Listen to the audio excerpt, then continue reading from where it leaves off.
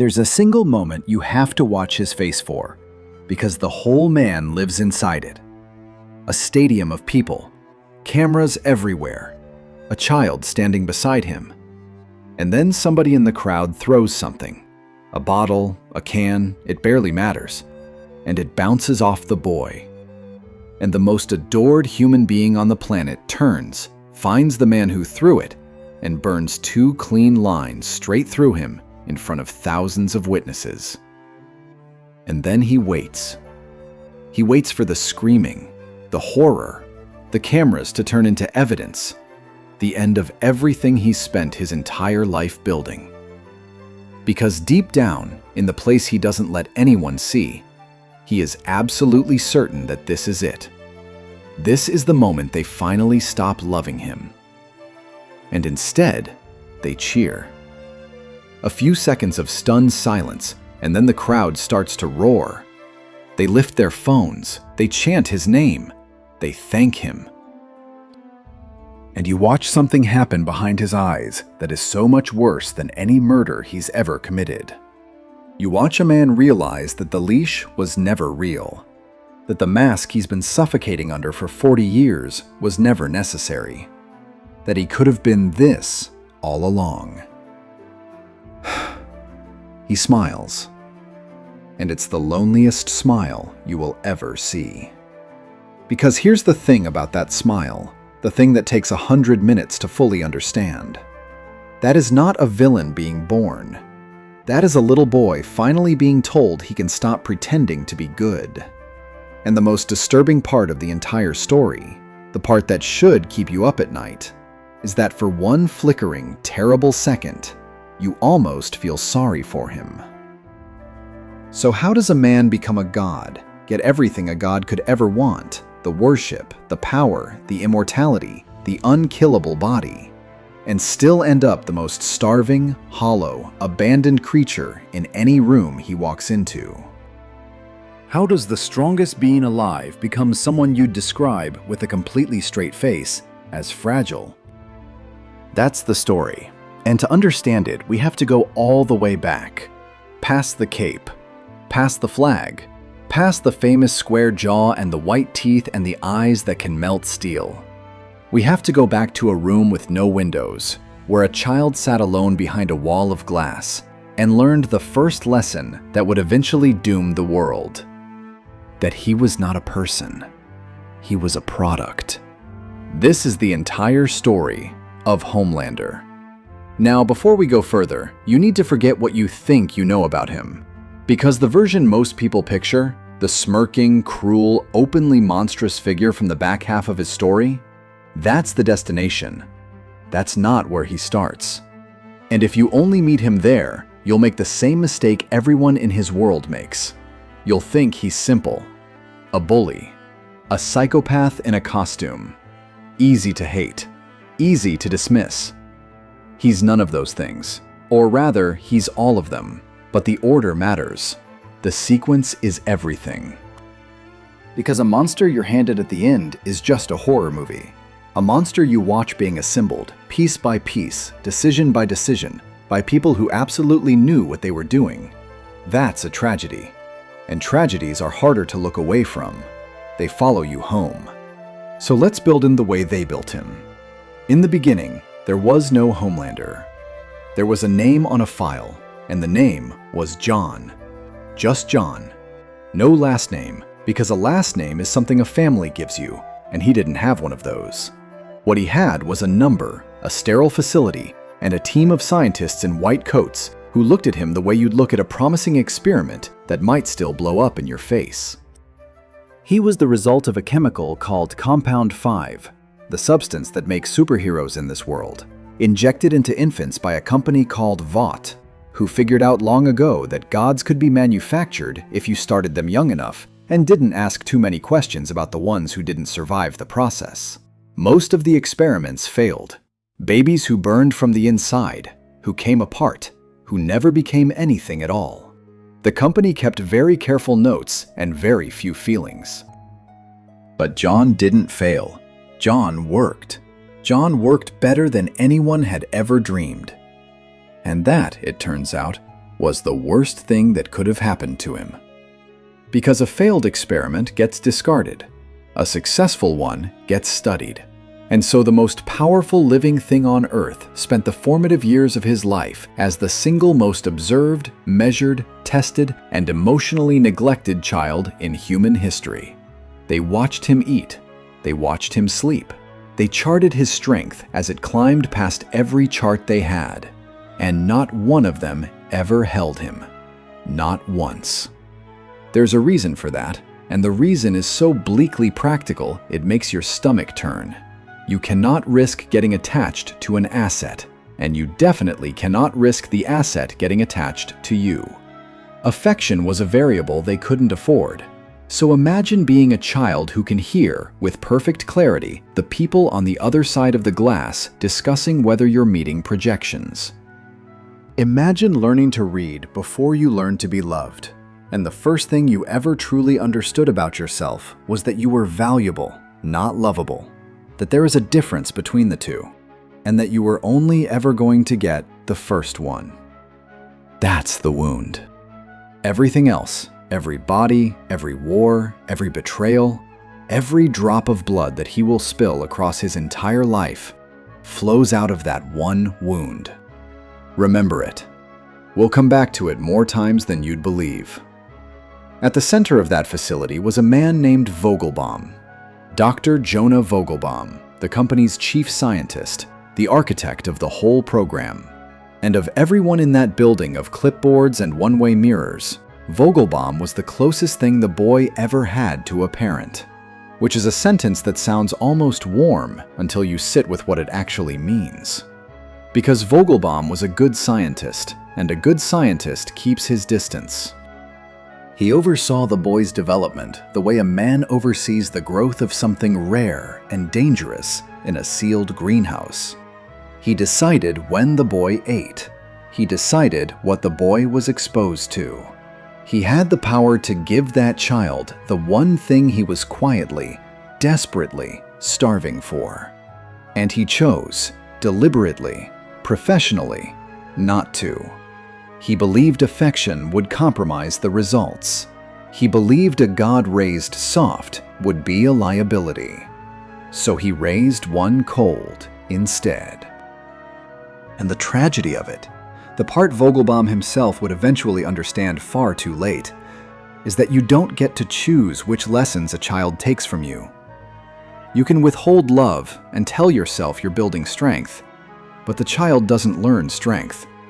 The child learns that love is something that gets withheld, that it's conditional, that it's a reward for performance, and that the performance can never, ever stop, or it might be taken away. So the boy performed. God, did he perform. He smiled when smiling got him approval. He demonstrated his powers on command, like a circus act with the strength to level a building. He learned, with the terrible precision of a brilliant and lonely mind, exactly what each person on the other side of that glass wanted from him. And he gave it to them, flawlessly, while a hunger grew in him that no amount of approval ever touched. There are stories about that childhood that surface much later, and we'll get to the worst of them when the story is ready for them. Because he wasn't ready for them either, and neither are you. For now, just understand the shape of it. A room, a wall of glass, a child who could hear every word said about him and was never once spoken to with tenderness. And outside that room, a company already counting the money they'd make off the face he didn't have yet. Because that's the next piece. Vought didn't want a weapon. Weapons are expensive and frightening and hard to sell to a public that's been told its whole life that men with that kind of power are the bad guys in the comics. No, Vought wanted a symbol. They wanted a hero. And more than that, they wanted a brand.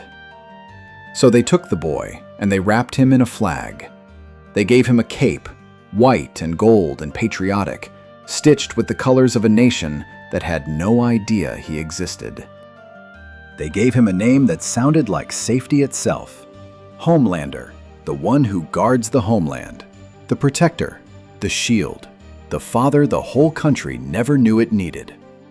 They gave him a smile workshopped in focus groups, a wave practiced in front of mirrors, a voice trained to sound like every reassuring authority figure you ever wished you had. And they pointed him at the cameras and they said, "Be loved." And here's where the story gets its first hook into your chest, because think about what they actually ask of him.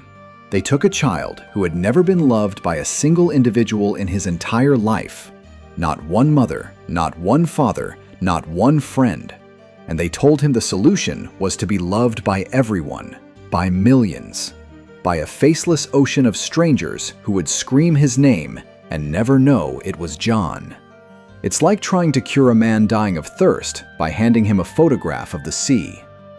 He drank it anyway. Of course he did. He had nothing else. And for a while, and this is important because it's the closest he ever comes to peace, for a while, it almost worked. He became the most famous person on the planet. Bigger than presidents, bigger than religion in some places. Children dressed as him, soldiers saluted him. He saved people, real people, pulled them from burning buildings and falling planes, and held them while they wept their gratitude into his chest. And in those moments, for just a heartbeat, the camera light and the adoration filled the hole inside him almost to the brim. He could feel something that was close enough to love that he could pretend. But pretending has a cost, and the cost was that he had to become two people. There was Homelander, the radiant, untouchable American god, the man on the billboards. And there was whatever was left of John underneath, the boy still pressed up against the inside of the glass, watching the whole performance from somewhere far away, growing quieter and stranger and more dangerous every single year that nobody noticed he was still in there. The mask wasn't hiding the man. The mask was eating the man. And he let it. Because the man underneath had never been worth anything to anyone.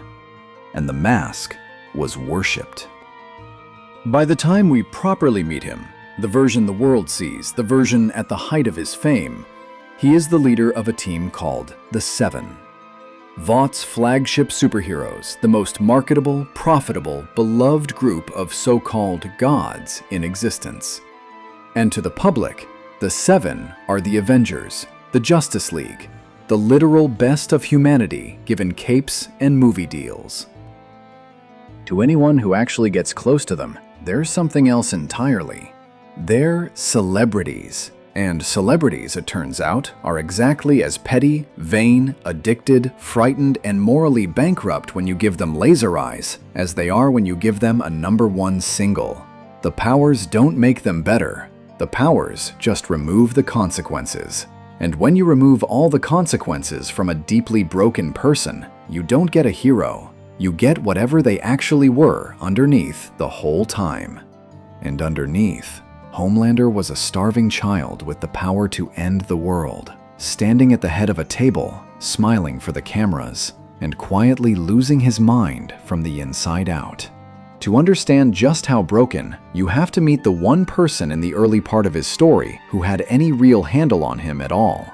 Not a friend, not a lover exactly, though it wandered into that territory in ways that are genuinely hard to watch.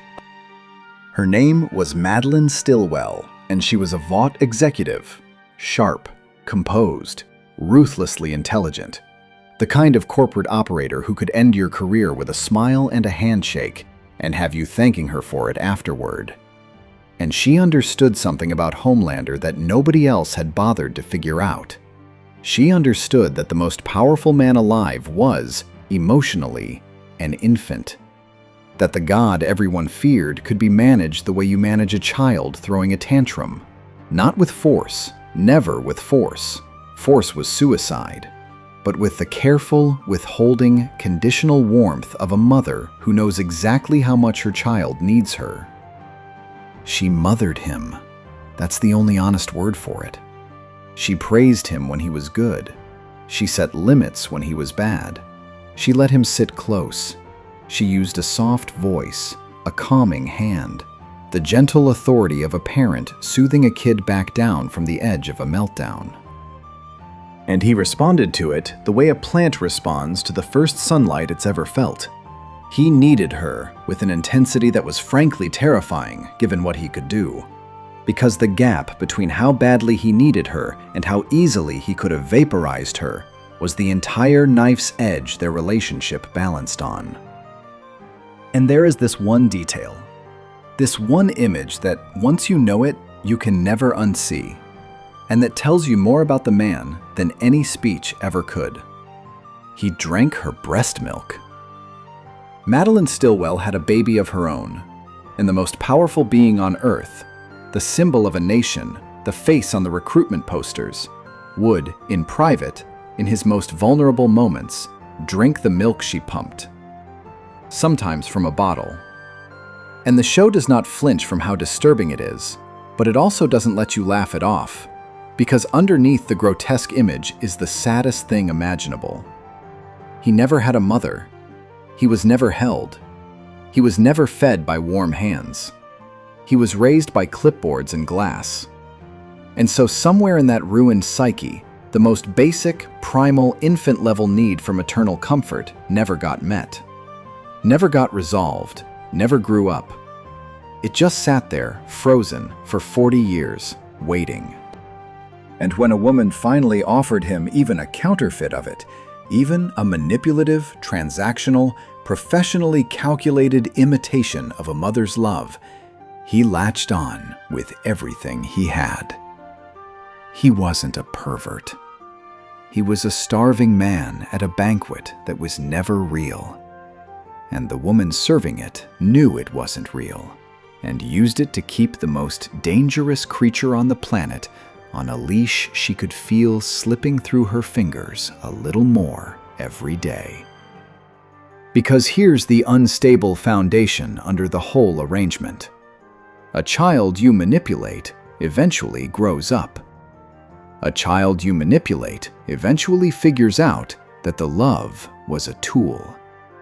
And when that child can fly and read minds is not even the scary part. The scary part is that he can hear your heartbeat speed up when you lie to him. Well, the reckoning was always coming. It was just a question of what would set it off. But before we get to how that ends, and it ends in fire, I'll just tell you that now, it ends in fire. We need to talk about the cracks.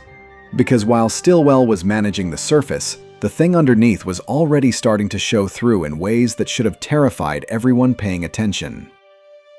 The first crack has a number, Flight 37. It's a commercial airliner full of ordinary people. Families, kids, somebody flying home, somebody flying away from something. The whole random cross-section of human lives you find on any plane. And it gets hijacked. And Homelander shows up. With another member of the Seven, a woman named Maeve, who matters more to this story than she looks like she will, so hold on to her. And the public version of what happens next, if it had gone right, would have been the greatest hero moment of his career. The Homelander plucking a doomed plane out of the sky, setting it gently down, walking out of the wreckage with a baby in his arms while the cameras wept. That's the fantasy. That's what he was built for. The reality is that you cannot save a plane that way. He's strong, but a passenger jet is not a person. Push it from underneath and the fuselage tears like paper. Grab a wing and it shears off. There is no physics in which he carries it down safely, and he figures this out in real time, in the air, with a cabin full of people staring at him like he's the answer to a prayer. And then the moment comes, the decision that defines everything. Because Maeve wants to at least save who they can, get a few people out, a child, anyone. And Homelander does the math that the company trained into him before he could walk. If a survivor makes it out, there's a witness. If there's a witness, the story gets told. And the story is that the Homelander showed up to save a plane and couldn't. That the god has limits. that he failed. And in his mind, in the mind built entirely around the terror of being seen as anything less than perfect, anything less than worthy, anything that might make the cameras turn away, that exposure is worse than a plane full of corpses. So he leaves them. He turns his back on a cabin full of screaming, begging human beings, a woman holding a child up toward him like an offering, and he walks out into the open air and lets the plane fall. And then, and this is the part that should make your blood run cold, he uses it. Vought spins the crash into a national security crisis. Homelander goes on television and uses the deaths of those people, deaths he caused by his inaction, to lobby for superheroes to be put into the military. He weaponizes their funeral. He stands in front of the country with that workshopped, grieving expression and turns a mass grave into a marketing opportunity for himself. And here's what you have to understand, because it's the whole engine of his evil. He doesn't feel guilty. Not really. He feels exposed, which to him is the same as endangered. And then he feels relieved when he gets away with it. And then he feels nothing. The empathy that would make a normal person collapse under the weight of that decision, it was never installed. Nobody installed it. You can't learn to care about other people's suffering if no one ever cared about yours. He's not lying when he plays the hero. He genuinely cannot tell the difference anymore between performing goodness and being good, because performing is the only thing he's ever been taught to do. That's the abyss at the center of him, and the people closest to him are starting to see it. And notice what that plane did to the architecture of his soul, because it set a pattern that never broke. From that day on, the public stopped being people he might save and quietly became an audience he had to manage. A jury he was constantly performing in front of, whose verdict was the only thing keeping the loneliness at bay. He didn't look down at a crowd and see lives. He saw a mirror, a scoreboard, a source of the warmth he couldn't generate himself. And a thing you see that way, you can let fall out of the sky if the cameras aren't running. The capacity to abandon a cabin full of strangers and then sell their funeral wasn't a glitch in the hero. It was the hero, finally visible for one unguarded second, the way a flash of lightning shows you the whole shape of a thing you'd only heard moving in the dark. And one of those watchers is about to come looking. Not because she's a hero, but because she fell into his orbit by accident. A young woman named Annie, who's about to learn that the heroes she grew up worshipping are the worst people she's ever met, and that the worst of all of them is the one with his face on the side of every building in America. But Annie's story is its own thing, and this is his, so let's stay with him. Because while the public adored him and Stillwell managed him, and the rest of the seven orbited him like nervous moons, there was a secret in his past that was about to come crawling back into the light. And it's an ugly one. There's no clean way to tell it, so I'm not going to try. Years before any of this, Homelander knew a man named Billy Butcher. Or rather, he knew Butcher's wife, a woman named Becca. Becca worked for Vought, and Homelander, in a moment that strips away every last shred of the heroic image and shows you exactly what he is when no one's filming, assaulted her, raped her. There's no softening it, and the story doesn't try to. It's the single act that sets the engine of revenge in motion that will chase him through the entire saga. Because Becca was married to a man who loved her with the kind of obsessive, world-ending devotion that doesn't recover from a thing like this. And then Becca vanished, disappeared, and Butcher was told she'd left him or died, depending on which lie he believed on which day. And he built the rest of his life into a single sharpened point aimed directly at Homelander's heart, assuming Homelander even has one to aim at. But here's the part that ties it back into Homelander's own private hell. Because Becca didn't just disappear. Becca was pregnant. From the assault. And Vought, in their infinite calculating wisdom, hid her away. Because a child born from the Homelander, a child who might carry his powers, was either the most valuable asset they'd ever produced, or the most catastrophic liability. And either way, they were not about to let it run loose in the world, or, God forbid, let Homelander find out. So they told him the baby died. Stillwell told him the baby died. The woman he trusted more than anyone alive looked him in the eye and told him his child had not survived. And for a while, he believed her, because believing her was easier, and because some buried part of him probably thought a child of his was better off dead than raised the way he was. And then he found out the truth. The man who raised him, old Vogelbaum, the scientist, now retired, now an old man living with whatever regrets a man accumulates after building a god and forgetting to love him, let it slip, or chose to reveal it, that the child was alive, that Becca was alive, that out there, somewhere, hidden by the company, was a little boy, Homelander's son. And you need to watch what this does to him, because it's one of the most revealing moments in the whole story. A normal villain finds out he has a secret child, and you brace for the cruelty. But Homelander doesn't react with cruelty first. He reacts with something far more dangerous. He reacts with hope. Because in that instant, his entire shattered psychology rearranges itself around a single, desperate, deeply human idea. A son. Someone who has to love me. Someone who is part of me, who came from me, who can't reject me the way the glass people did, the way the cameras secretly might, the way everyone always eventually does. A blood bond, a family. The one thing he was engineered specifically never to have. And so this is the moment the story tightens its grip, because now you know what he wants. Not power, he already has power. Not fame, he's drowning in fame. He wants to be loved unconditionally by someone who is obligated to love him. And he has just discovered that such a person exists, and that the woman he trusted hid that person from him for years. Which brings us at last to the fire. When Homelander fully grasps that Stillwell lied to him, that the closest thing he had to a mother had looked into his eyes and deceived him about his own child, something in him doesn't just break, it clarifies. The need for her curdles into something cold, because the cruelest lesson of his life, the one taught behind the glass, was that everyone who claims to care about you is really just managing you. And Stillwell had just proven it true all over again.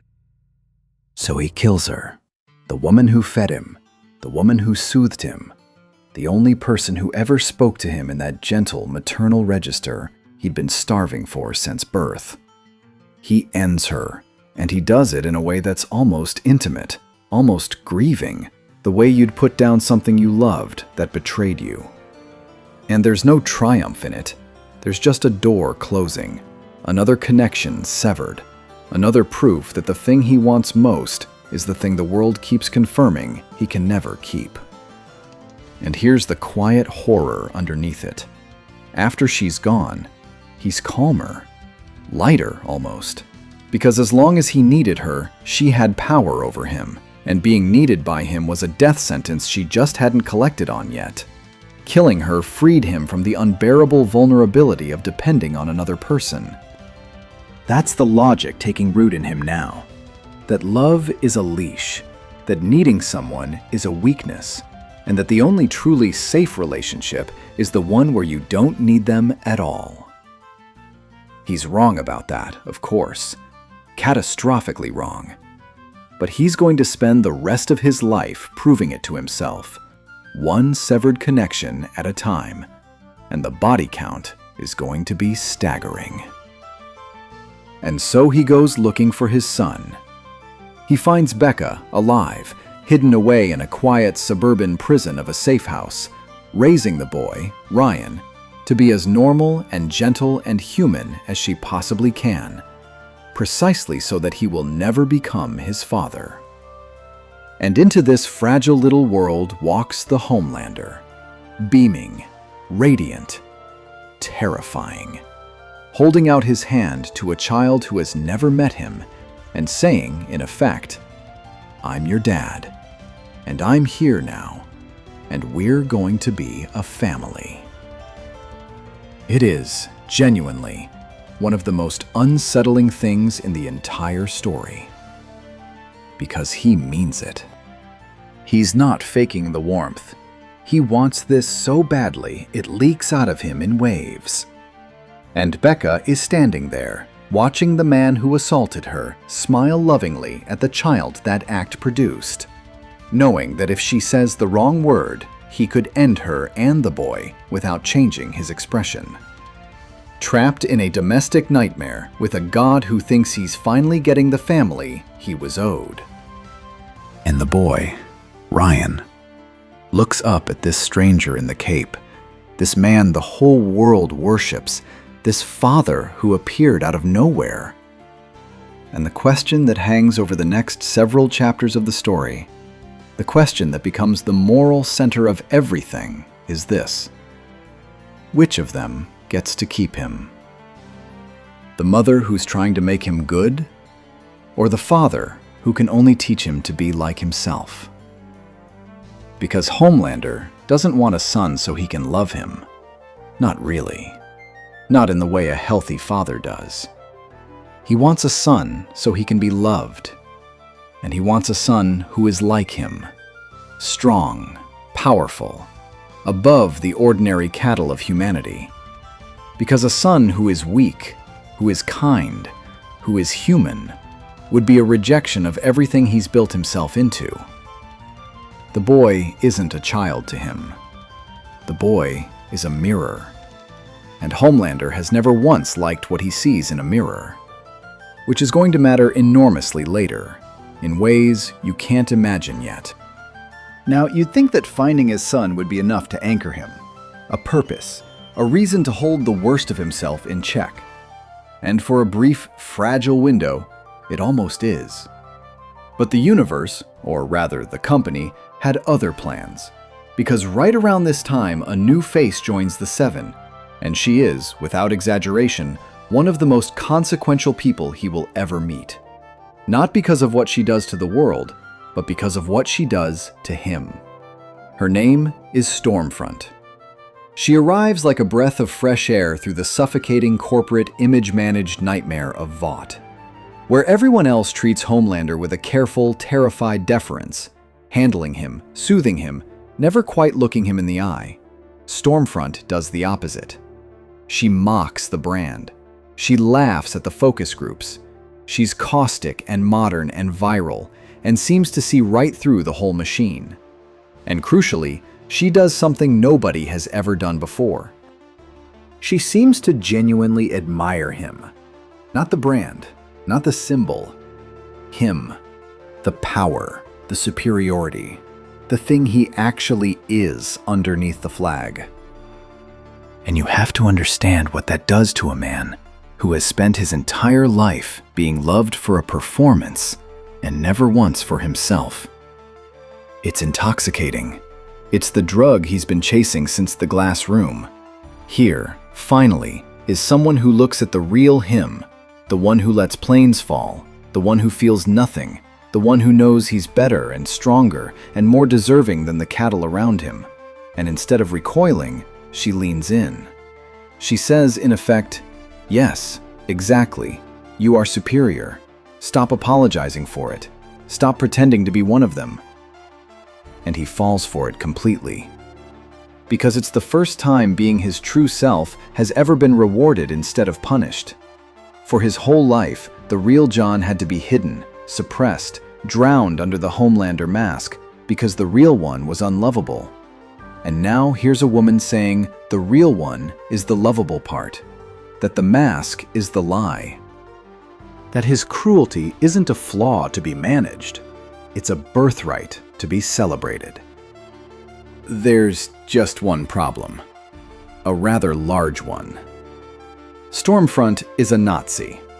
Not figuratively, literally. She's over 100 years old, kept young by the same compound V that made him, and she was there at the very beginning of Vought, back when the company was founded by a man with explicitly genocidal ambitions, a dream of building a master race, of blonde, powerful, blue-eyed supermen to rule over everyone they deemed lesser. She was married to the founder. She is, quite simply, the original poison at the root of the entire enterprise, hidden under a fresh coat of social media charm and feminist icon branding. And everything she's whispering to Homelander, all the adoration, all the "you're superior," all the "they're just cattle," it isn't love. It's recruitment. She's not seeing him. She's grooming him.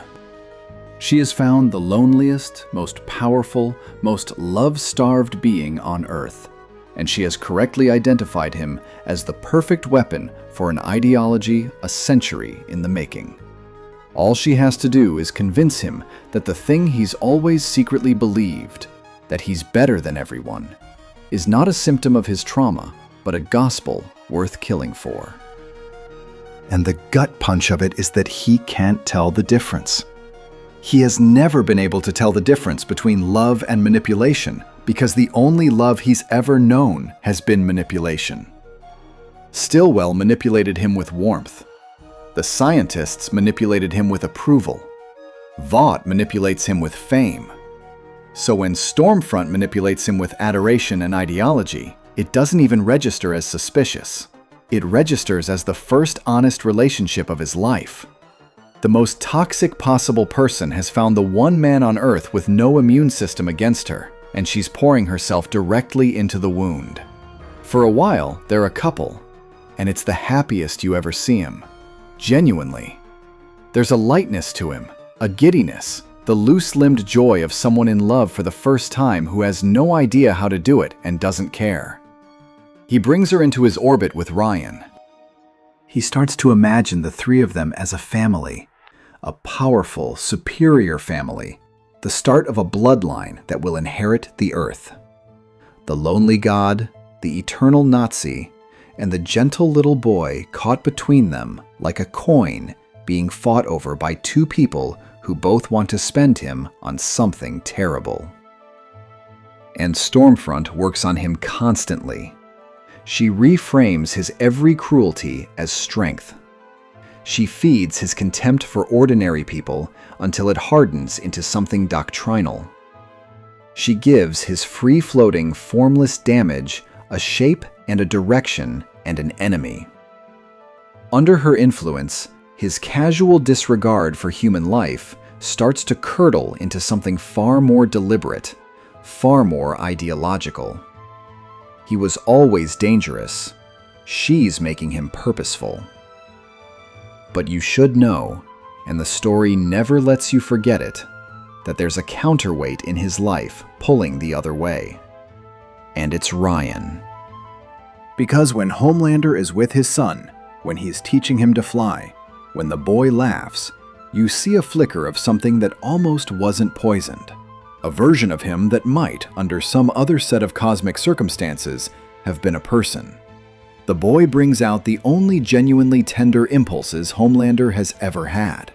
And Stormfront knows it, and Becca knows it, and the whole arc of the next stretch of the story is a quiet, vicious tug-of-war over which influence wins the soul of one small child. And here, before it all comes apart, is one of the strangest and most revealing scenes in his entire story. And I have to tell you about it, because it cuts straight to the bone of who he is. Around this time, Homelander is unraveling under the pressure of it all, and he encounters a shapeshifter, a soup who can become anyone. And in his loneliness and his grief, he has this creature take the form of Stillwell, his dead mother figure, just to feel that comfort again, just to be soothed by her one more time. It's pathetic and it's heartbreaking, and it tells you exactly how unhealed that wound still is. But then the shapeshifter does something clever and fatal. It turns into him, into Homelander himself, and it starts whispering to him in his own voice, telling him what he wants to hear, that he doesn't need anyone, that the others are beneath him, that the only one worthy of his love is himself. And for a moment, he likes it. He's looking at his own face, being told by his own voice that he is enough, that he is perfect, that he needs no one. It's the ultimate expression of where his philosophy has been heading, that the only safe love is self-love, that other people are leashes, that he should be a closed circle, complete in himself, dependent on nothing. And then he kills it. He destroys the shapeshifter mid-sentence, in the middle of its own face being his face. And it's such a perfect, devastating image of his psychology that it almost hurts to think about. Because what is he doing, really? He's looking at himself, hearing himself say he's enough, and he murders it. He can't even stand the sight of himself for more than a moment. The self-love is a performance, too. Underneath the grandiosity, underneath the "I need no one," is a man who, given a perfect mirror, reaches out and snuffs it. He doesn't love himself. He's never loved himself. He just learned to perform that, too, because the alternative, admitting he hates the thing in the mirror, is unsurvivable. Remember the boy behind the glass. Remember that he learned he was valuable, not lovable. The shapeshifter scene is that wound, screaming. He would rather destroy his own reflection than sit with it. And that, more than any massacre, is the loneliest thing in the whole story. But the family fantasy was never going to hold, because it was built on a child who didn't belong to either of them. Not really. Ryan belonged to himself, and to the mother who'd spent his whole life trying to keep him whole. And when it all finally collapses, it collapses in the worst way imaginable. It happens at the safe house. Stormfront, exposed at last as the monster she is, comes for the boy. Because in her century-old vision, Ryan is the future, the heir, the next link in the master race bloodline. And she's not about to let some human mother stand between her and the inheritance of the world. There's a confrontation. Becca fights for her son with everything a mother has, which, against a being like Stormfront, is nothing at all. And the boy watches his mother in danger, watches the woman who raised him about to be torn apart. And Ryan, who has never used his powers, who has been raised specifically to never become what his father is, panics. Pure terror. And in that terror, the power that's been sleeping in his blood since birth wakes up all at once, uncontrolled, and erupts out of him. He blasts Stormfront. He hits her with everything. The laser, the force, the full, unschooled fury of a frightened child with a god's strength. And he hits his mother, too. It's an accident. The most terrible accident in the whole story.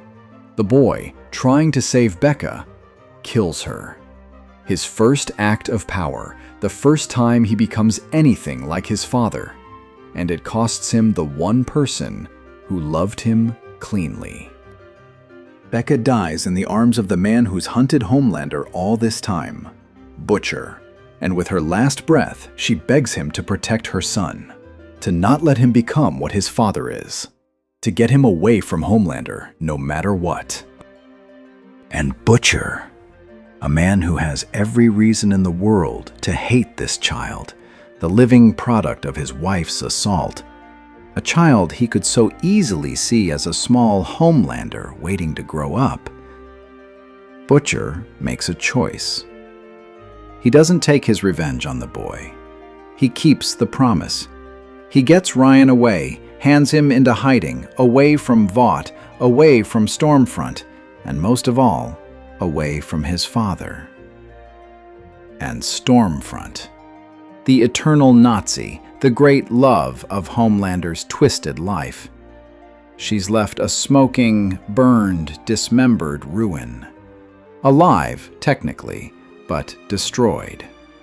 The woman who taught him to embrace his cruelty, who gave him an ideology and a sense of belonging, and the only relationship that ever felt like it saw the real him, reduced to a charred fragment by the very boy she wanted to crown.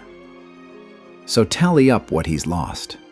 The mother figure, gone by his own hand. The lover who finally understood him, destroyed by his own son. And the son himself, vanished, stolen away, raised now to fear and reject everything his father is. Every single connection he reached for has either died, betrayed him, or been ripped out of his hands. And every loss confirms deeper and deeper the gospel he's been building toward his whole life. That you cannot keep love. That reaching for it is weakness.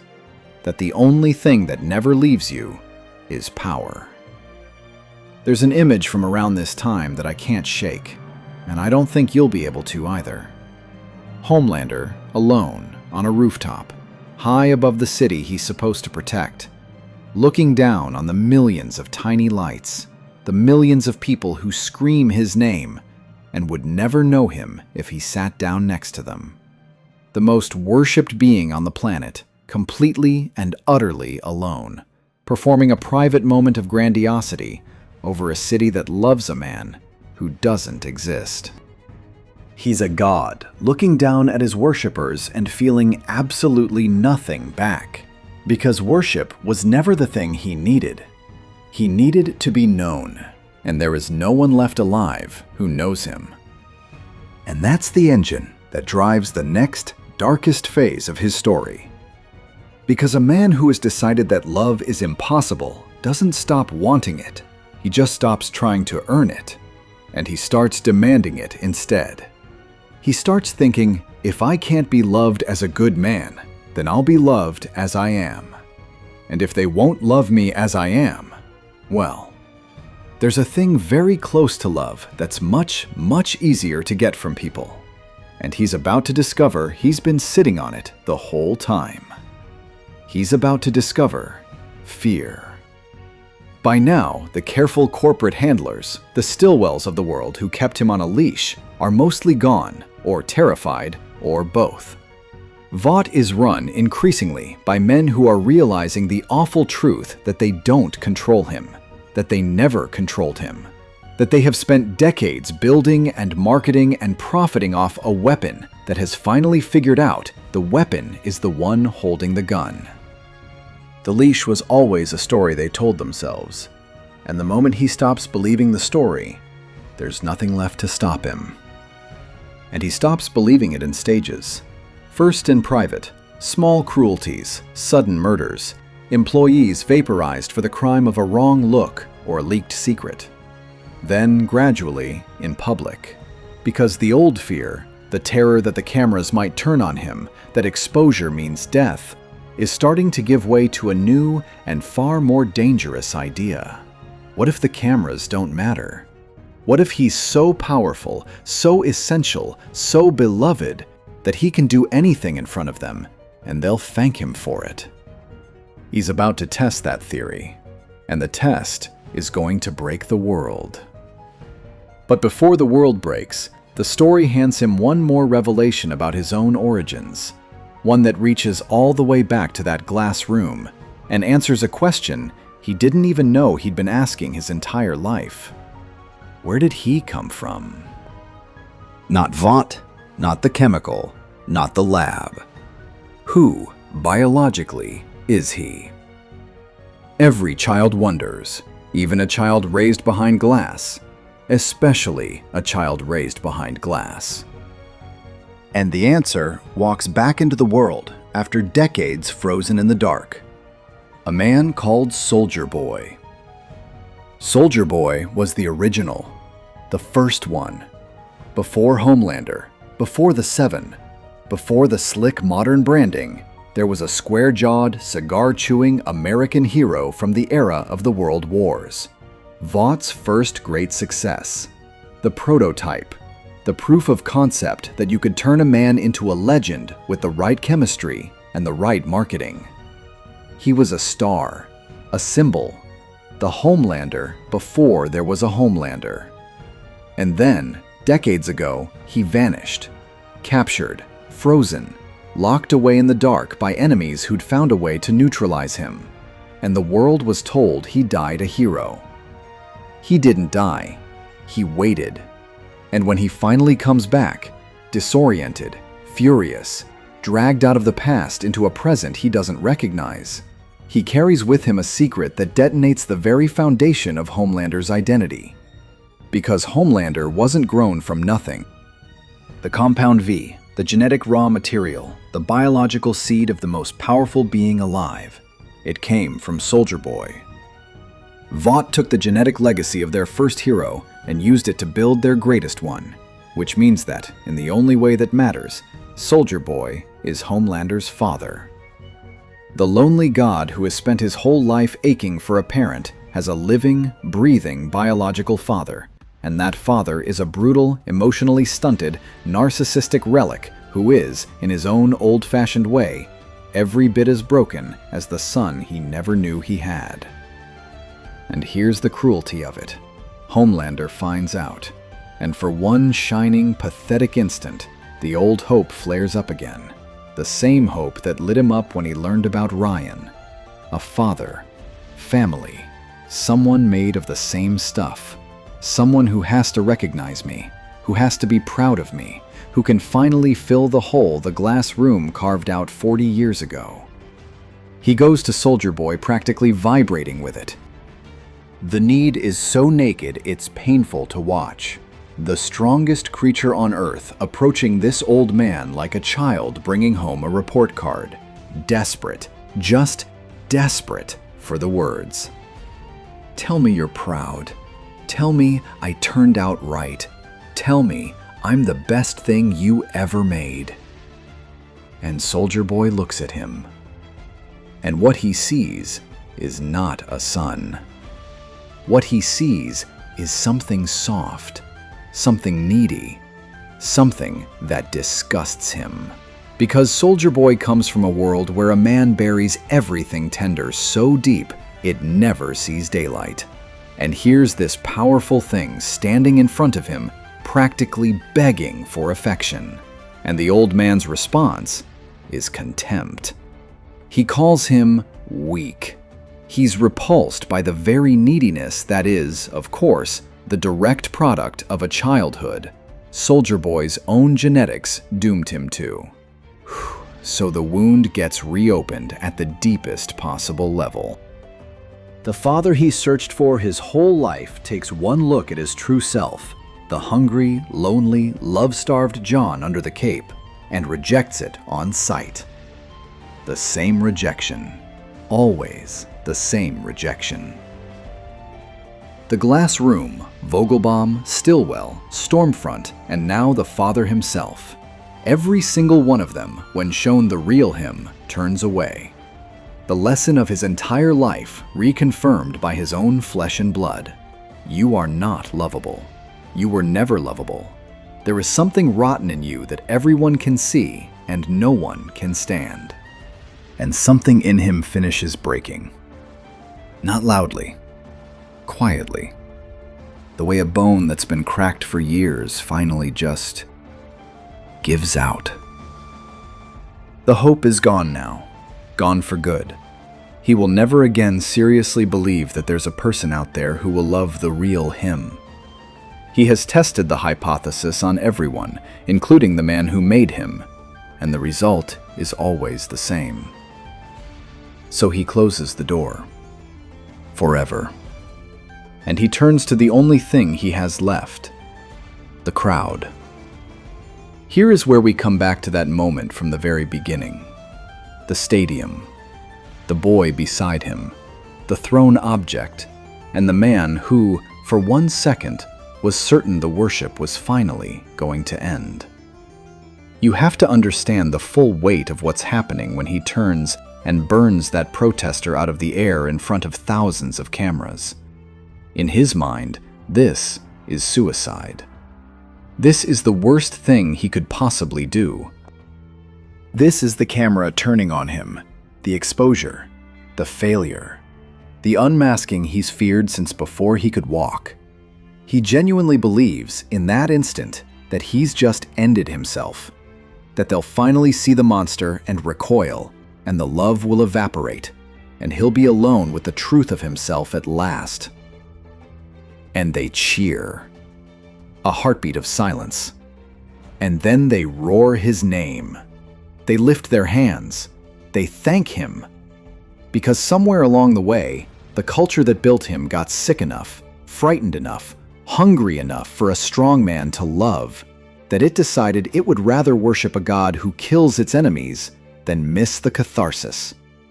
They don't love him in spite of the murder. In that moment, they love him because of it. And I want you to sit with what that does to a man like him. Because it's not a triumph. Watch his face. It's vertigo. It's the floor dropping out.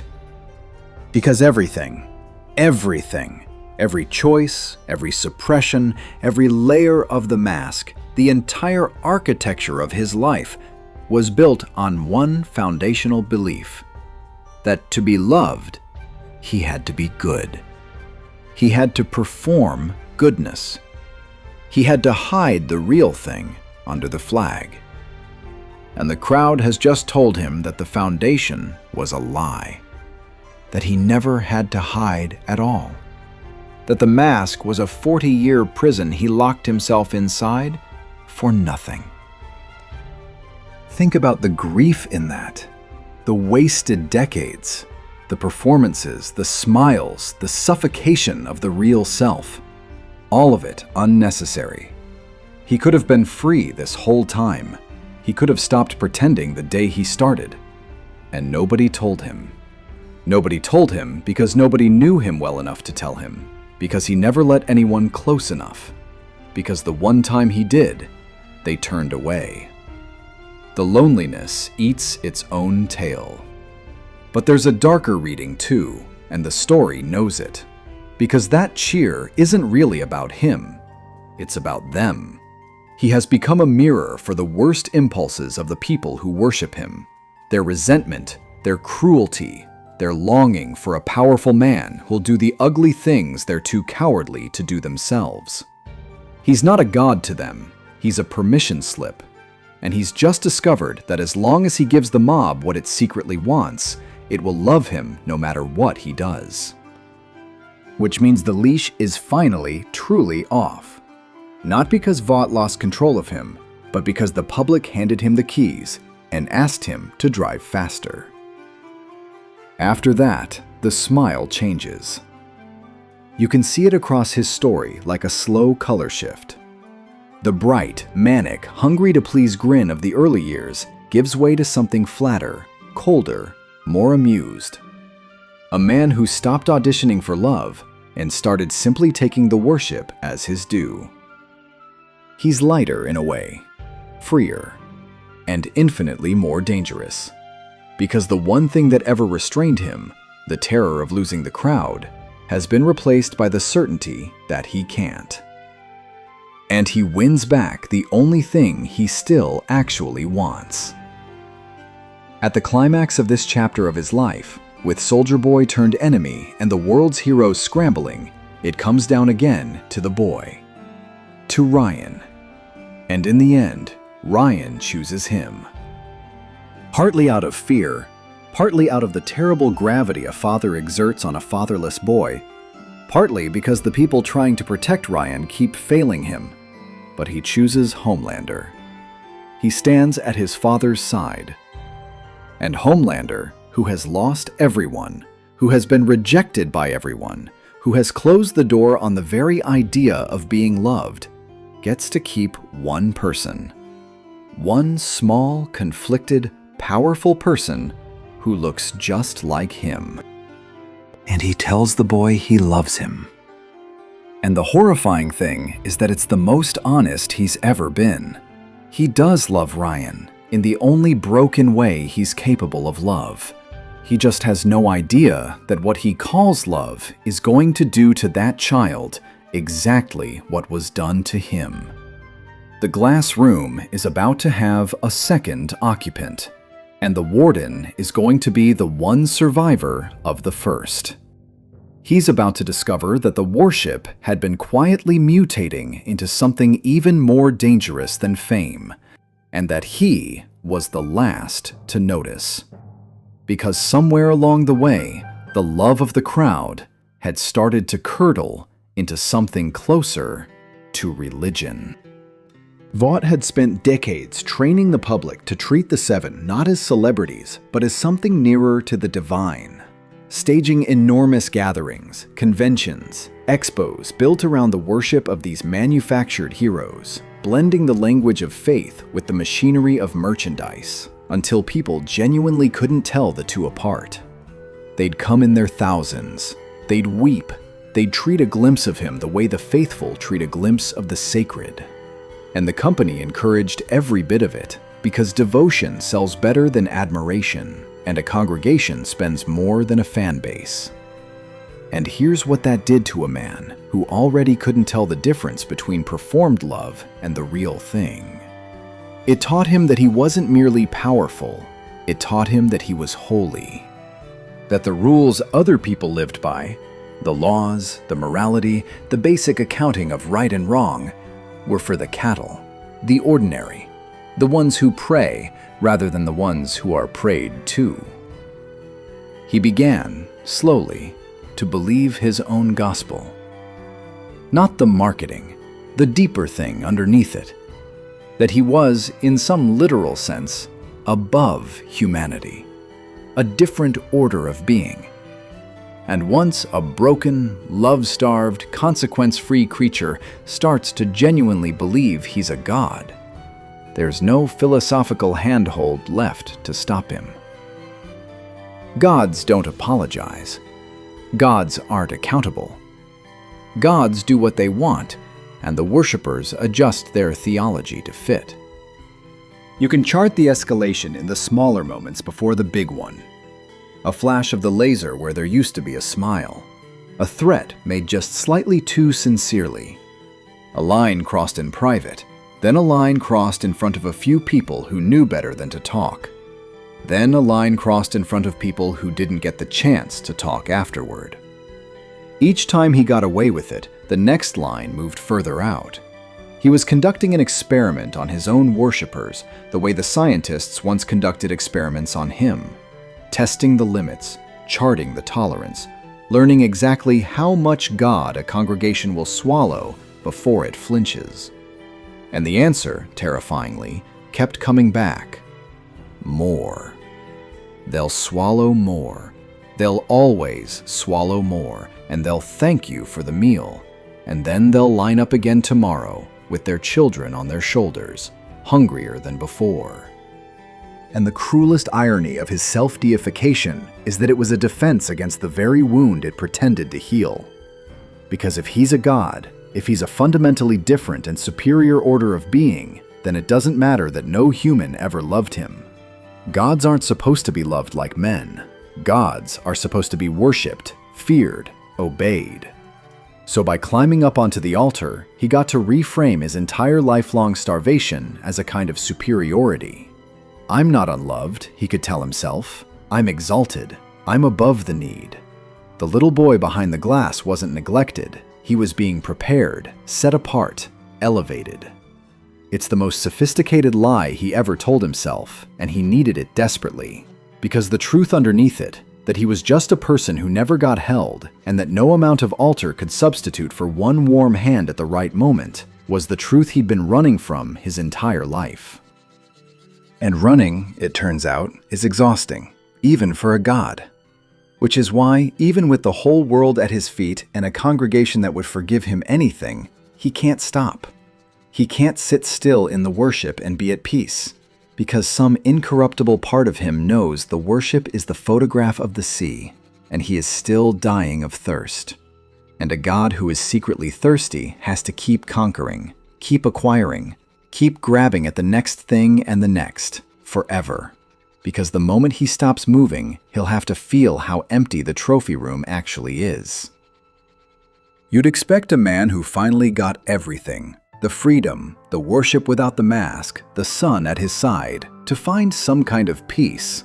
He doesn't. And the reason he doesn't is the most important psychological truth in his entire story. So I want to slow down here, because this is the thing that makes him more than a cartoon. He doesn't find peace because the whole was never about any of that. The fame, the power, the the fear, the cheering crowds, the sun. He chased all of it, believing that one of them, finally, would fill the absence inside him. And one by one, he's acquired them all. And the absence is exactly the same size it always was. Because the absence isn't a lack of worship, it's the lack of having been loved as a child by someone before he was old enough to know it could be taken away. And that is the one thing in the universe that even a god cannot acquire. You cannot retroactively be held as an infant. You cannot go back behind the glass and make someone reach through it. That door closed 40 years ago, and no amount of present-day worship can reach back through time and undo a childhood that nobody was there for. So he's standing at the summit of everything he ever wanted, looking around and realizing, slowly, horribly, that the summit is empty. That he climbed the entire mountain to reach a thing that was never up there. And a man who realizes that doesn't get calmer. He gets frantic. He starts grabbing at anything that might be the missing piece, lashing out at anything that might be hiding it, suspecting everyone of withholding it. Because the alternative, that it simply doesn't exist for him, that he is constitutionally unfillable, is the one thought he cannot survive. And so the paranoia sets in. Deep, corrosive, total. He starts seeing betrayal everywhere because on some level he knows that everyone who's ever been close to him has in fact betrayed or abandoned or used him. So why would these people be any different? He turns on the very employees who've kept his empire running, executing them on suspicion, on a hunch, on the strength of a micro-expression he didn't like. Loyalty means nothing to him now because loyalty was always, in his experience, just a prelude to betrayal. Better to end them first. Better to be the one who closes the door every time before they can. And then there's a fear that's almost funny when you first hear it, until you understand it, and then it's devastating. He becomes obsessed with aging, with his own mortality. He, the unkillable one, the invulnerable god, he finds a gray hair, a line around the eyes. The first faint evidence that even compound V doesn't make you eternal, and it sends him spiraling. Because what is a man like Homelander if not his power and his perfection? If the body starts to fail, what's left? Just John. Just the boy behind the glass. And he would rather face an army than face the prospect of becoming ordinary, becoming forgettable, becoming exactly the disposable thing the company always told him he was one failed projection away from being. And it's in this state, paranoid, mortal, hollow at the summit, that he does the thing the entire story has been building toward without you realizing it. He goes back. He goes back to the lab, the facility, the glass room. The place where it all began. Now it doesn't exist quite as it was. But the people are still there. Some of them anyway. The scientists, the handlers, the technicians who raised him as an experiment. Older now, diminished, living out quiet lives, having long since moved on from the project that defined them, never imagining the asset would come home. And he walks back into that place, the most powerful being on Earth who could be anywhere, doing anything, ruling the world. And what he wants, what he actually wants, is to confront the people who made him this way. And what unfolds there is the darkest, most revealing sequence in his whole story. Because we finally see it. The childhood, not described, shown. The things they did to him behind that glass in the name of building a stronger God. They tortured him. There's no other word for it. In the name of training, of conditioning, of toughening the asset, they subjected a child to things you struggle to watch. Cold, isolation, deprivation. Forcing him to perform, to endure, to suffer, while they watched and took notes and felt nothing. Because that was the protocol. Because feeling something would compromise the data. They put a little boy in a box and studied how long he could stand it. They withheld comfort as a methodology. They made loneliness into a curriculum. And as he confronts them now, as a grown god, you see the whole tragedy collapse into a single point. Because part of him is still that child. Part of him went back there hoping, God, even now, even after everything, hoping that maybe one of them would say sorry, that one of them had secretly cared, that somewhere, in all those years of cold observation, there had been one person on the other side of the glass who looked at the suffering boy and felt the smallest flicker of love and just couldn't show it. There wasn't. There never was. They were doing their jobs. He was a project. And confronting them doesn't heal anything, because you can't squeeze love out of people who never had it to give, no matter how strong you are, no matter how much you make them suffer in return. So he does the only thing that's left to a man whose deepest hope has just been extinguished for the final time. He kills them. The people who raised him. The closest thing to parents he ever had.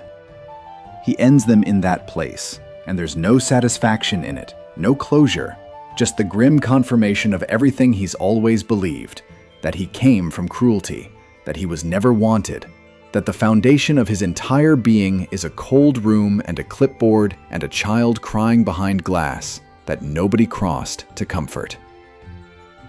And it's right around here that the split finally surfaces fully into the open. The two people inside him, Homelander the god and John the abused boy, stop being a metaphor and start being something he can almost see. He begins talking to himself, to his own reflection, to the mirror. And the version of him in the mirror talks back. And it's not the comforting self-love of the shapeshifter scene from years before. It's crueler now, more honest, more frightening. The reflection mocks him, despises him. The reflection is John, the weak one, the needy one, the one who still wants to be loved. And the man standing in front of the mirror, the Homelander, hates that boy with everything he has. He's spent his whole life trying to murder that child, to drown him under the cape, to prove he doesn't exist. And the boy keeps surfacing. The boy is the only honest part of him left, and he can't stand the sight of it. So now you have the full picture of what's standing at the top of the mountain, holding the fate of the world in its hands. Not a man, a war. A lonely, brilliant, ruined god at permanent civil war with the abandoned child he used to be. And losing, because the child is right, and the god can't bear to hear it. And a god at war with himself is a god who can be steered, if you're clever enough about it. Which brings a new figure into his orbit, someone unlike anyone he's met before. Where Stormfront seduced him with adoration and ideology, this one offers something else entirely. A mind. She's billed as the smartest person on the planet, a strategist whose intelligence is its own kind of superpower, and she looks at the messy, paranoid, world-shaking force that is Homelander and sees not a god to worship, but an instrument to aim. And she tells him a truth he's circled for years, but never quite let himself grab. That worship is nice, but worship is fragile. That as long as there's a system above him, laws, governments, the apparatus of a country that could, in theory, still try to hold him accountable, he is not actually free. He's just a very popular celebrity. To be truly safe, truly untouchable, truly free of the lifelong terror of being controlled, he has to stop being the most powerful man in the country and start being the country. He has to take it. The whole thing. And the plan she lays out is patient, surgical, and terrifyingly plausible. Not a brute force rampage. That would be crude, and crude things get stopped. Instead, you work the system. You manufacture chaos. You exploit a divided, frightened population that's already half in love with a strong man.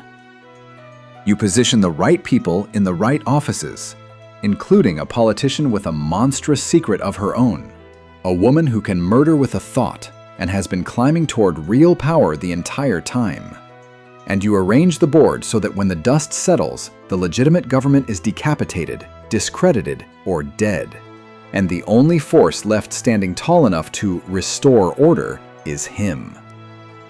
It's a coup. A slow, deniable, democratic-looking coup.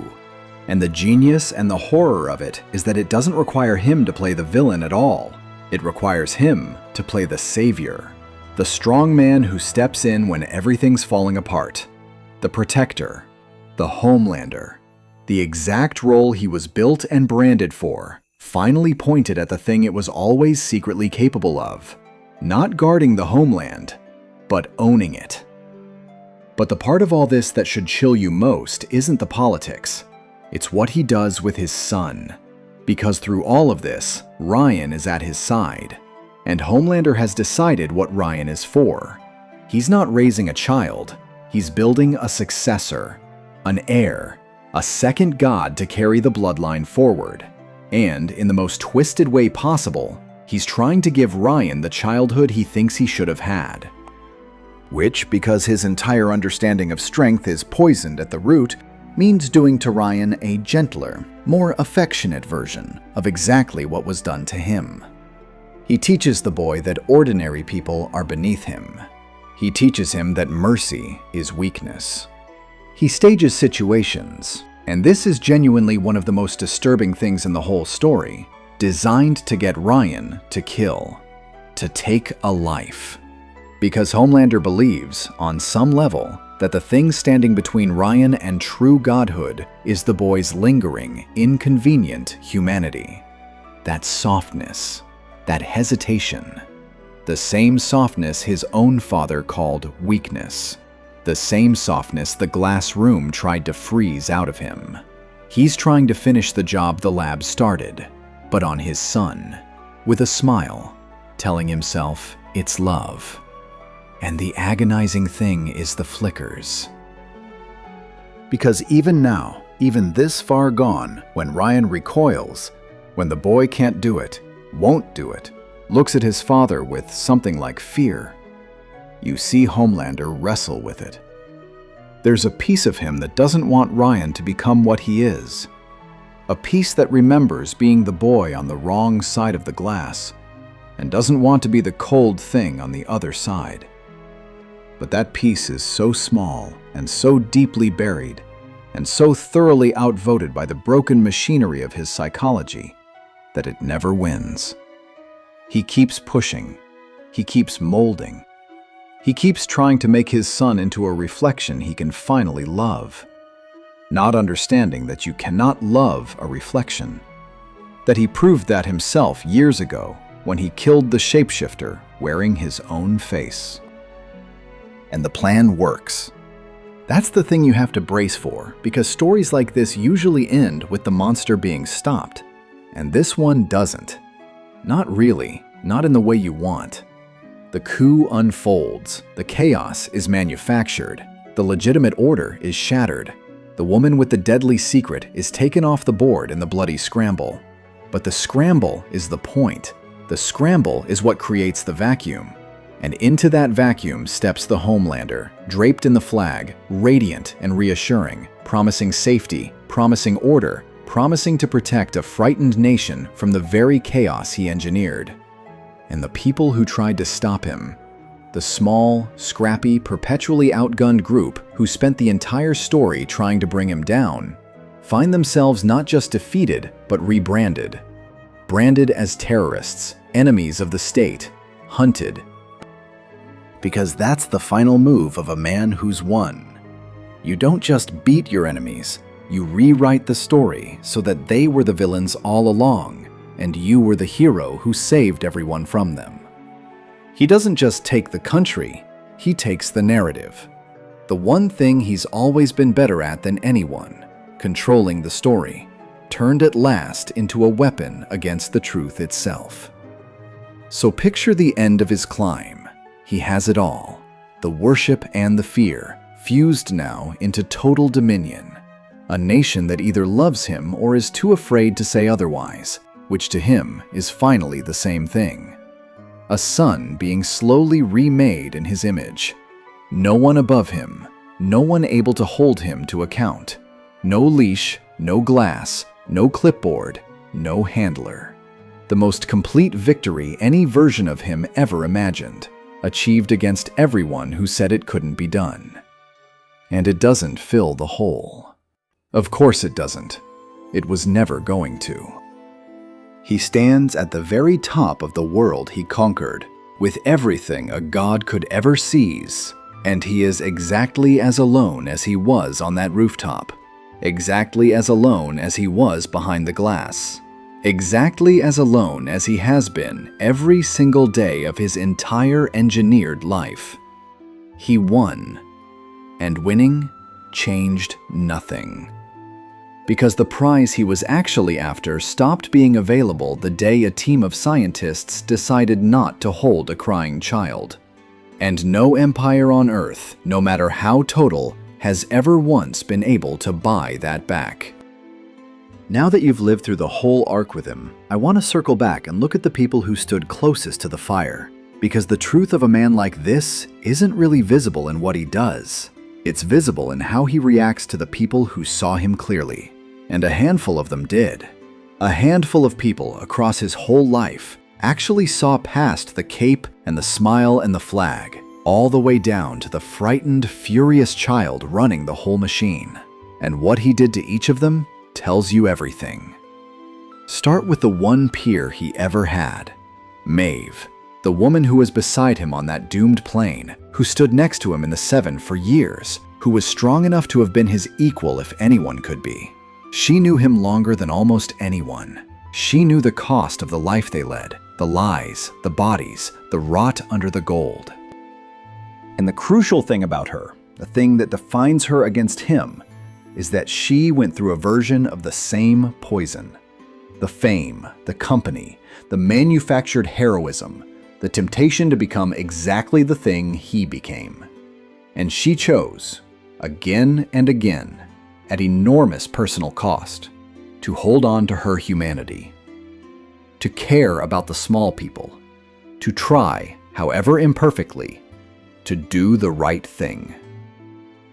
And he could never forgive her for it, because Maeve was living proof that the choice existed, that you could be one of them, drowning in the same machine, carrying the same scars, and still refuse to let it turn you into a monster. Every time he looked at her, he saw the road he didn't take, the person he could have chosen to be, and the existence of that choice was unbearable, because it meant his cruelty wasn't simply destiny. It meant somewhere along the line, he'd decided. And a man who's decided to be a monster is far guiltier than a man who was simply built into one. And on some buried level, he knew it. So her decency wasn't a comfort to him. It was an accusation. And he punished her for it for years. Then there's the young one, Annie, the bright-eyed girl who joined the Seven believing the heroes were real, who discovered the rot the same way the audience does, and who became, in time, the moral opposite of everything Homelander stood for. A genuine hero. The thing he was marketed as and never was. And his relationship to her is one of the most telling things in the whole story, because he doesn't just dislike her, he's threatened by her in a way that goes to the root. Because she represents real goodness, not performed goodness, not focus grouped goodness, but the actual article, the kind that costs you something and asks for nothing back. And he literally cannot comprehend it. To a man whose every act of good was a transaction designed to extract love, the idea that someone would do good simply because it's right, without an audience, without a reward, without using it, short-circuits his entire understanding of reality. He assumes it must be fake, because everything in him is fake. And when he can't find the angle, the lie, the manipulation underneath her decency, It doesn't reassure him, it enrages him. Because if her goodness is real, then his whole life is a tragedy of choices. And he'd rather she be a hypocrite than face that. And then there's the man who hunted him from the shadows the entire time. Butcher, Becca's husband, the one whose wife he destroyed. The one who turned an entire life into a spear aimed at Homelander's chest. And here's the thing the story is brave enough to show you. Those two men are more alike than either could stand to admit. Both shaped by a wound that never healed. Both willing to burn down the world to soothe it. Both incapable, in the end, of the simple thing, being loved, holding someone close, letting the wound close instead of feeding it. Butcher spends the whole story hunting a monster and slowly becoming one. And the closer he gets to Homelander, the more he risks turning into a mirror of him. Two damaged men circling each other across the years, each convinced he's the hero, each one the engine of the other's tragedy. And caught between all of them, between the decency of the young hero and the obsession of the hunter and the cold gravity of his father, is the boy. Always the boy. Ryan. Because Ryan is the one variable that was never decided. He has Homelander's blood and Homelander's power and the same terrifying potential, but he had something his father never had, even if only for a few short years. He had a mother who loved him. He was held. He was wanted. He learned, before the world got to him, that he was lovable and not just valuable. And that single difference, that one thing the glass room denied John, is the only thing standing between Ryan becoming his father and Ryan becoming something better. And that's the open wound the whole saga leaves you with. Because Homelander knows it too, somewhere underneath. He knows Ryan had the thing he never got. And there are two impulses warring in him about it. The part that's jealous, that resents the boy for having been loved, that wants to grind that softness out of him until he's as hard and hollow as his father. And the other part, the smaller part, the part that might be the last surviving fragment of John, that secretly, desperately wants Ryan to keep it. To stay good. To be the person Homelander never got the chance to be. To prove that the bloodline isn't doomed. That somewhere in all that genetic and chemical and psychological wreckage, a person could still come out whole. He'll never say that out loud. He might not even know he feels it. But it's there, flickering, in the gentlest moments between them. A monster looking at his son and almost wanting to spare him the inheritance. And whether that flicker survives, whether it ever wins even once, is the question the entire story balances on its final edge. Because Ryan is what happens next. Ryan is the sequel to John. And the most haunting thing about a man who was made into a monster is watching him stand over the cradle of the next one, with the power to break the cycle or repeat it, and not knowing himself which one he'll choose. So let's ask the question the whole story has been quietly daring you to ask. The uncomfortable one. The one that's a lot harder to answer than it should be. Is he a victim? Or is he a monster? Because everything we've walked through pulls in two directions at once, and the story refuses, deliberately, mercilessly refuses, to let you off the hook with a simple answer. On one side, you have the most sympathetic origin imaginable, a child who chose none of it, who was created, not born, who was tortured behind glass by people paid to feel nothing, who was denied the single most basic thing a human being needs, in the exact window when it does the most permanent damage. Show that origin to anyone, attach it to anyone, and you'd weep for the kid.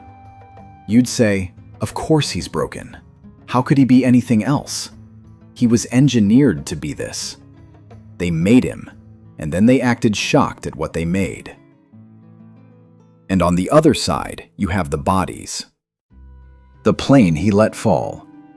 the people he's vaporized for a wrong glance, the mother figure he killed, the lovers and rivals and innocents and entire systems of accountability he's destroyed, the country he stole, the sun he's poisoning. A trail of devastation so vast that to call him a victim feels like an obscenity against everyone he's hurt. And the truth, the hard, adult, unsatisfying truth the story keeps pushing you toward, is that he's both, fully, at the same time, and that the one doesn't cancel the other. His origin explains him completely and excuses him not at all. Because here is the thing the story is most honest about, and it's the thing Maeve's existence proves. A wounded person is still a person who chooses. He had moments, so many moments, where the road forked, where someone reached for him, where a different choice was right there. Annie chose decency from inside the same machine. Maeve chose her humanity at terrible cost. Even Butcher, for all his rage, kept the one promise that mattered and spared a child he had every reason to destroy. The choice was always real. Homelander made the other one. Over and over. And the fact that his childhood loaded the dice doesn't mean he wasn't the one throwing them. That's what makes him tragic instead of merely evil. A pure monster is boring. There's nothing to mourn. But Homelander is a person you can see the unbroken version of, just out of reach, in every single one of his most human moments. The way he is with Ryan when the boy laughs. The flicker of the child who just wanted someone on the other side of the glass to care. The version of him that with one act of love at the right moment might have grown into the hero he only ever pretended to be. That person was possible. That person almost existed. And watching the world refuse him that person, and then watching him refuse it to himself again and again, that's the tragedy. He's not a man who lost his soul. He's a man who was never given the conditions to grow one, and then spent his whole life proving he didn't need it, while the absence of it slowly devoured everything he touched. And there's a larger thing the story is saying through him too. Something it would be a mistake to skip past, because it's the reason he resonates the way he does. He is not just a broken individual. He's a mirror, held up to the machine that made him. And the machine isn't only Vought. It's us. It's the appetite for a god in a flag. It's the willingness of a frightened, divided, lonely culture to manufacture a savior, to worship an image without ever asking what's underneath it, and to keep cheering even as the image curdles into something monstrous, because the catharsis feels too good to give up. He's what worship without love produces. He's what happens when you take a being capable of anything and teach it that performance is all that matters, that image is reality, that the camera is God. He was raised by an institution that valued him only for what he could project, and then he was unleashed on a world that, it turns out, was raised the same way. Think about how much of his power was never the laser eyes or the flight at all. His real superpower, the one that actually conquers the world in the end, was always his ability to control the story, to smile at the right moment, to say the reassuring thing, to turn a massacre into a marketing campaign and a coup into a rescue. He's a creature of pure image who learned that in a world drowning in images, the truth is whatever the most powerful person says it is, and the audience will love you for telling them what they already wanted to believe. He didn't beat the truth with strength. He beat it with a better story. And the most chilling line you could draw under his whole arc is that nothing he did would have worked for a single day if the people around him hadn't, on some level, wanted to be lied to. And that's why he lingers with you, long after the screen goes dark. Not because he's strong. Strong is easy to forget. He lingers because some uncomfortable part of you recognizes the wiring, the need to be loved, the terror of being truly seen. The performance we all run for the people we're afraid would leave if they knew the real thing underneath. He just had that wiring crossed with infinite power and zero love, and a culture eager to crown him. And so the small private pathology that lives in nearly everyone got blown up to the scale of a god. And we got to watch what it looks like when there are no consequences left to stop it. He is the loneliest person in any room he's ever stood in. And he stood in the most crowded rooms in the world. That's the whole tragedy in a single sentence. There's one more person I held back because he matters more than his screen time suggests, and because what he did to Homelander cut in a way none of the violence ever could. For years, Vought was run by a man named Stan Edgar. Cool, precise, devastatingly composed. The kind of man who could sit across a table from a god and sip his drink. And Edgar understood something about Homelander that he refused, on principle, to ever let Homelander forget. He understood that the most powerful being on Earth was, first and last, a product, a line item, an asset on a balance sheet that Edgar's company owned. And unlike everyone else, the terrified handlers, the worshipping public, the lovers and rivals who either feared him or used him, Edgar simply was not afraid. He'd look Homelander in the eye, this creature who could reduce him to ash in a heartbeat, and treat him with the mild, faintly bored authority of a CEO addressing an underperforming division. He'd remind him, without ever quite saying it outright, that the cape and the name and the legend were things the company made. That Homelander was a brand they could rebrand. That for all his power, he was still, fundamentally, theirs. And it drove Homelander out of his mind. Because here's the part that's almost unbearable when you understand his psychology. He could have killed Edgar at any moment, instantly, effortlessly, and it wouldn't have helped at all. Because what Edgar withheld wasn't his life, it was his fear. And fear, by this point, was the closest thing to respect Homelander knew how to extract from the world. Everyone trembled. Trembling was the tribute he'd learned to live on, and Edgar simply declined to pay it. He looked at the god and saw the product, and he let the god see that he saw it, and there was nothing Homelander could do to make him feel otherwise. You cannot intimidate a man into respecting you, and you definitely cannot intimidate him into loving you, and Edgar's calm was a daily reminder of both. It echoes the glass room so precisely, it almost hurts. Because Edgar treated him exactly the way the scientists did, as an asset, a result, a thing of value rather than a person to be cherished. The whole arc of Homelander's later cruelty, the coup, the seizing of total power, is partly just a 40-year-old child finally strong enough to overturn the table he was raised under. He doesn't only want to rule the world, he wants to be the one thing the Edgars and the Vogelbaums of his life always denied him the right to be. Not a product anyone owns, not an asset anyone can rebrand, but a sovereign, untouchable, self-defining force. He takes over the company, he takes over the country, and he does it, in large part, to prove to a handful of unimpressed men that he was never theirs. The trouble is that proving you're free to people who refuse to be afraid of you is a game you can't win, because the only way to make them afraid is to become exactly the monster they always quietly suspected you were, which means they were right all along. And I want you to really feel the texture of his ordinary existence underneath all of this, because the grand events can distract you from the daily ache that actually defines him. Picture a normal day in the life of Homelander at the height of his fame.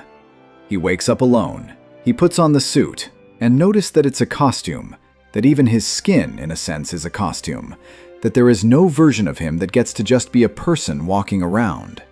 He goes out and he is adored. Constantly, relentlessly. People weep at the sight of him. Children reach for him with shining eyes.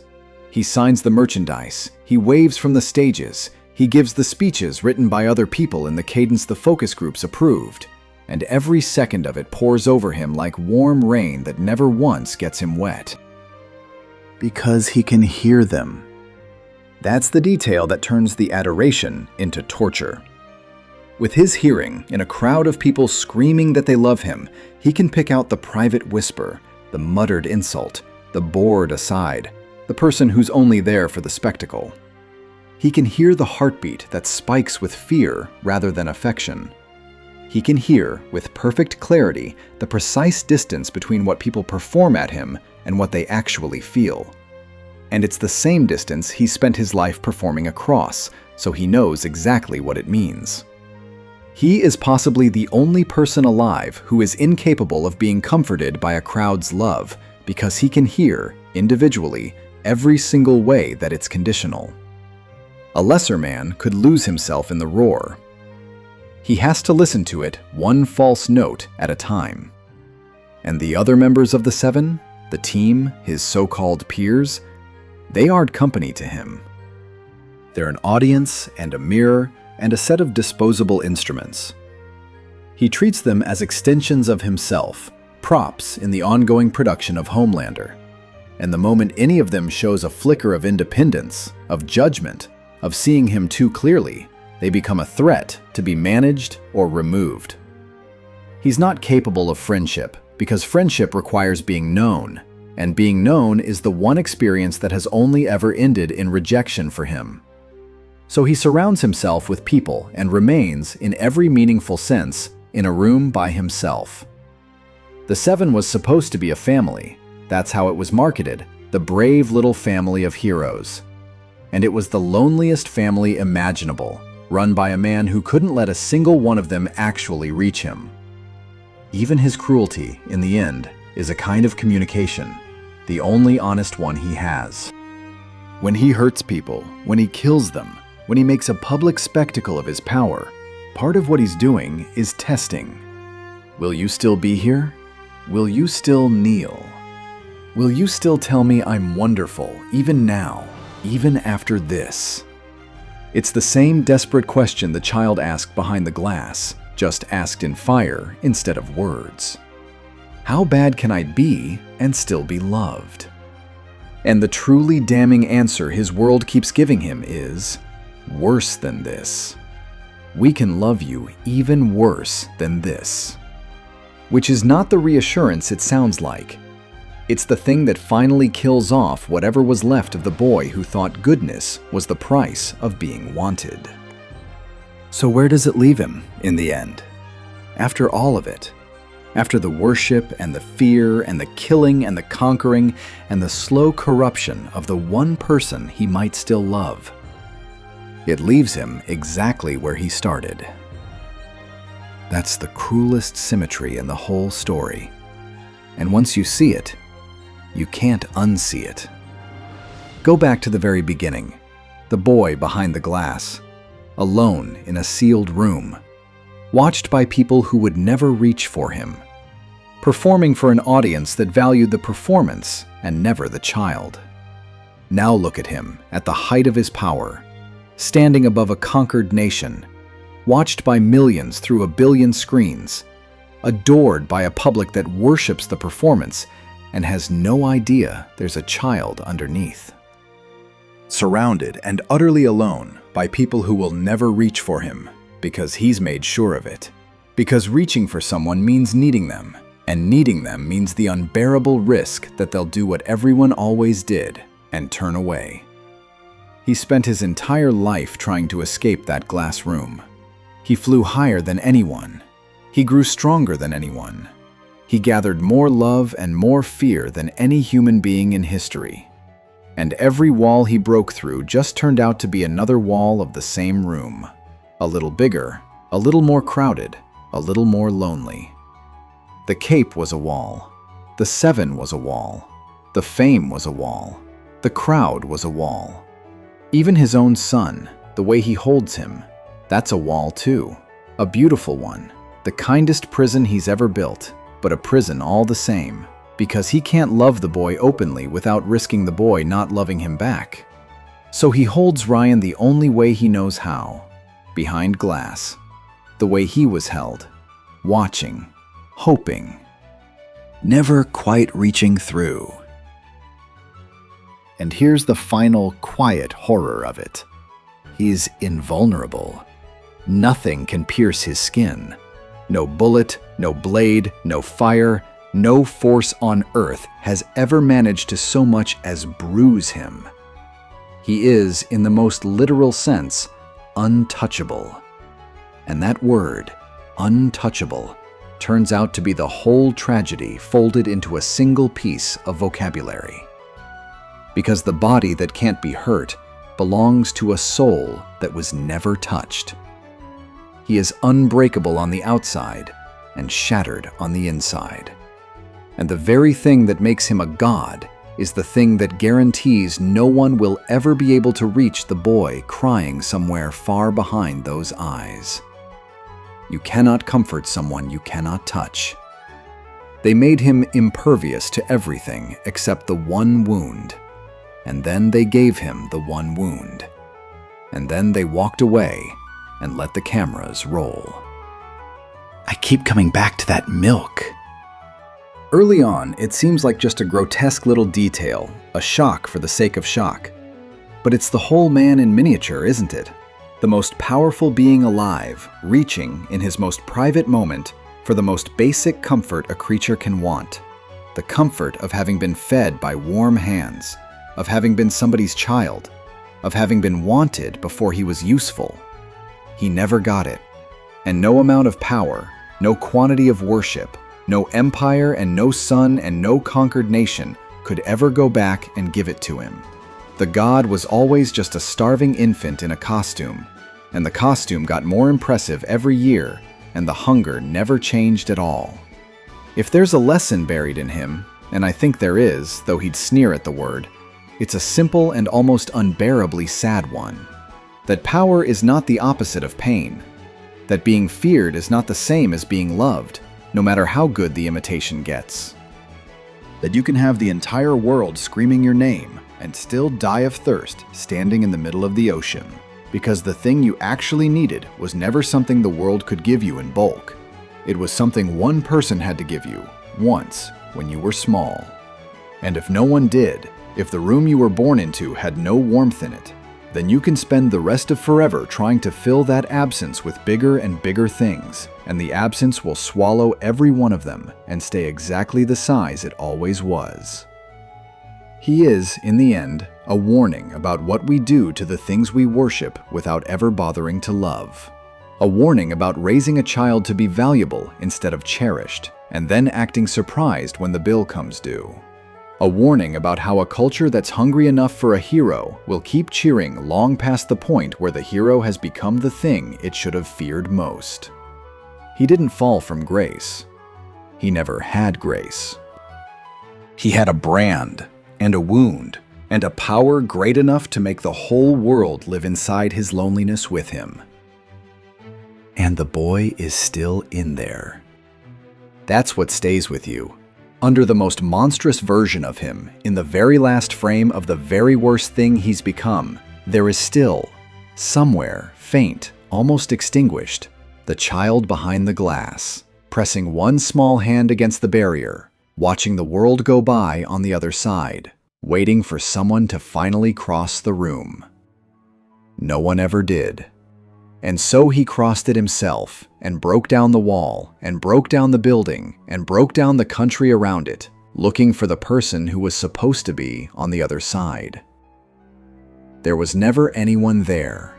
There was just more glass, all the way down.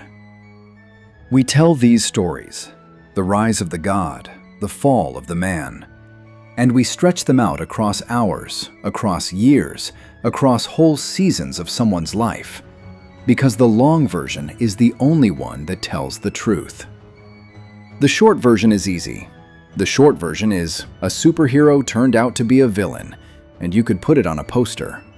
But the real thing only shows itself when you slow all the way down and follow the small boy as he becomes the enormous thing, inch by inch, wound by wound, choice by choice, until you understand, really understand, that the monster and the child were never two different people. They were the same short story. We just told it long. John deserved someone to reach through the glass. Homelander made sure no one ever could. And somewhere between those two sentences is the whole life of the most powerful, most worshipped, most heartbreakingly empty being the world ever made. Take care of the ones who are still small enough to be reached. It's a shorter window than you think. And the stories that come from the rooms where no one reaches, those are the long ones. Those are the ones that don't end when the screen goes dark. This was the entire story of Homelander, a short story told long.